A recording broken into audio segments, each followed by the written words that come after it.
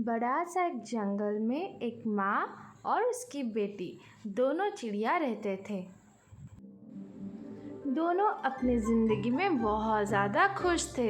भले ही उनके पास में ज़्यादा कुछ नहीं था, फिर भी वो दोनों बहुत खुशी खुशी रहते थे। एक दिन इस नन्ही सी चिड़िया की दोस्त कोयल उनके घर पे आती है। लाली, लाली, ये लाली का ही घर है। अंदर जाके उससे बात करती हूँ। आंटी, मेरा बर्थडे है। 2 दिन के बाद आप लाली के साथ जरूर हमारे घर पे आना। आंटी, वो जो नदी है ना, उसी नदी के पास बड़ा सा बरगद का पेड़ है। उसी पेड़ पर मैं अपनी माँ बाबा के साथ रहती हूँ। आप दोनों आएंगे तो मुझे बहुत ज़्यादा खुशी मिलेगी। कोयल को उसकी बाकी दोस्तों को भी बुलाना था। वो इतना बात करते हुए वहाँ से चली जाती है। बेटा, जल्दी से नहा धो के रेडी हो जाओ। तुम्हें तुम्हारा दोस्त का बर्थडे में भी तो जाना है ना। मैं तो नहीं जा पाऊंगी, घर में थोड़ा सा काम है, तुम चले जाना। माँ, शायद आपको याद नहीं है, कल मेरा बर्थडे है। उसका तो 2 दिन के बाद, पर कल मेरा है। आपने कभी मुझे कुछ भी गिफ्ट नहीं दिया, इस बार मुझे गिफ्ट चाहिए। हाँ बेटा, मैं भी तुम्हारे लिए गिफ्ट ले आऊंगी, तुम परेशान मत हो। नीली चिड़िया अपनी बेटी को हाँ तो बोल देती है, पर वो देगी क्या, उसके पास तो कुछ भी नहीं है। ये सोचते सोचते उसको नींद ही नहीं आती है रात भर।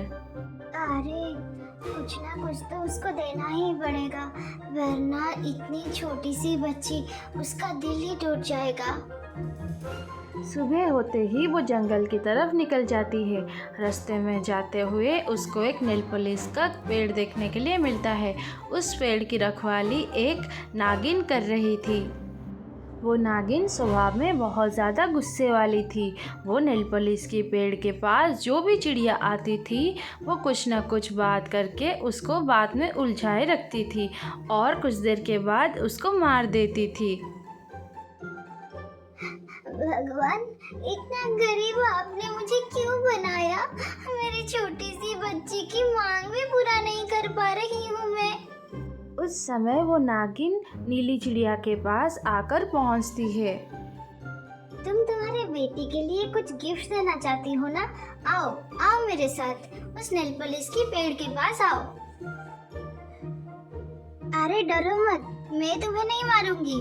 तुम्हारा जितना नीलपॉलिश लेना है तुम यहाँ से लेकर जा सकती हो। नीली चिड़िया ये सुनने के बाद वो नागिन को पूछती है, आप कौन हो? आप मेरी मदद क्यों करना चाहती हो? क्या आप मुझे मारने वाली हो? नहीं, मैं तुम्हें नहीं मारने वाली हूँ। तुम्हारे पूर्वज राजवंश से थे और वो लोग यहाँ पे ये पेड़ लगाए थे। कई कितने सालों से मैं इस पेड़ की रखवाली कर रही थी। कुछ साल पहले तुम्हारे पिताजी को एक चील ने मार दिया था और तब से मैं इस नीलपॉलिश के पेड़ की रखवाली कर रही हूँ। उन नीली चिड़ियों से तुम एक हो। मतलब मैं एक राजघराना से हूँ।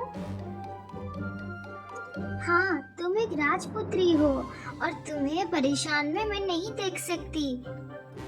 ये एक जादुई नीलपॉलिश का पेड़ है। इसमें से तुम जितना भी लोगी फिर से इसमें हो जाएगा। तुम जितना चाहे इस नीलपॉलिश के पेड़ से नीलपॉलिश ले सकती हो। ये सुनने के बाद नीली चिड़िया बहुत खुश हो जाती है और वहाँ से नीलपॉलिश लेके घर आती है। आपकी बहुत बहुत शुक्रिया। नीली चिड़िया वहाँ से ढेर सारी नीलपॉलिश लाती है। कुछ बाजार में बेच के एक केक लाती है और बाकी नीलपॉलिश अपनी बेटी के लिए घर लेके आती है। बेटा, तुम हमेशा बोलती थी ना कि मैं तुम्हारे लिए कुछ नहीं लाती हूँ। ये देखो, तरह तरह की नीलपॉलिश, बहुत सारे कलर के हैं। ये सब तुम्हारे लिए है बेटा। मम्मा तुम्हारे लिए सिर्फ नीलपॉलिश नहीं, केक भी लाई है। थैंक यू सो मच मम्मा। आपने मेरा इस साल की बर्थडे को बहुत ज़्यादा स्पेशल बना दिया। मम्मा मैं जा रही हूँ, मेरे बाकी दोस्तों को बुला के लाऊंगी। तब तक आप इस केक की ख्याल रखना। आऊंगी तो आप भी बैठेंगी, दोस्त लोग भी बैठेंगे और मैं केक काटूंगी। और ये सब बातें दूर से वो नागिन बैठकर सुन रही थी। जन्मदिन की बहुत बहुत मुबारक हो लाल चिड़िया। इन दोनों को ऐसे खुशी में देखते हुए मेरे दिल को बहुत ज़्यादा सुकून मिल रही है।